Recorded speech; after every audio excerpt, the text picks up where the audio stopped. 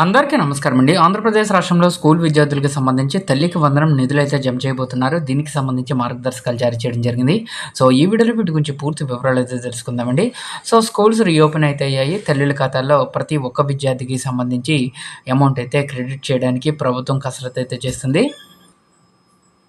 తల్లికి వందనం పథకంపై లోకేష్ సమీక్ష, నిధుల విడుదలకు ముహూర్తం ఫిక్స్ చేయడం జరిగింది.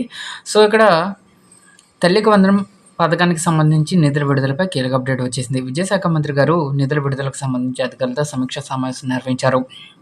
సీఎం చంద్రబాబు నాయుడు గారి సారథ్యంలో కూటమి ప్రభుత్వం ప్రతి ఏటా రాష్ట్రంలో పాఠశాలలో చదువుతున్న ప్రతి విద్యార్థికి కూడా తల్లికి వందనం పథకం కింద డబ్బులు జమ చేస్తున్న విషయం తెలిసిందే. అయితే ఒక్కో విద్యార్థికి రూ. 15,000 విడుదల చేసింది. ఇందులో 13,000 విద్యార్థుల తల్లుల ఖాతాల్లో జమ అవుతుండగా రూ. 2,000 పాఠశాల మెయింటెనెన్స్ ఖర్చుల కింద జమ అవుతున్నాయి.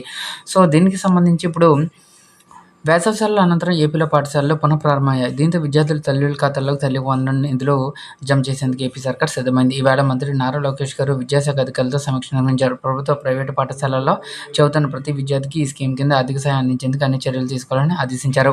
తల్లుల ఆధార్ వెరిఫికేషన్ ప్రక్రియ త్వరలోనే పూర్తవుతుందని, జూలై 3వ వారంలో పథకం అమలుకు సంబంధించి అన్ని చర్యలు తీసుకుంటున్నట్లు వివరించడం జరిగింది.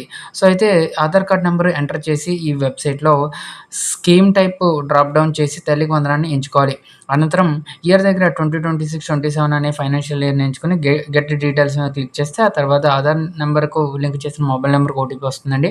ఆ ఓటీపీతో పాటు స్క్రీన్ మీద కనిపించే క్యాప్చాని ఎంటర్ చేస్తే అక్కడ citizen details, family details, scheme eligibility calculator అన్ని కనిపిస్తాయి. అయితే స్కీమ్ ఎలిజిబిలిటీ క్యాలిక్యులేటర్ వద్ద అన్ని నిబంధనలకు సాటిస్ఫైడ్ అని ఉంటే వారి తల్లికి వందనం పథకానికి అర్హులు.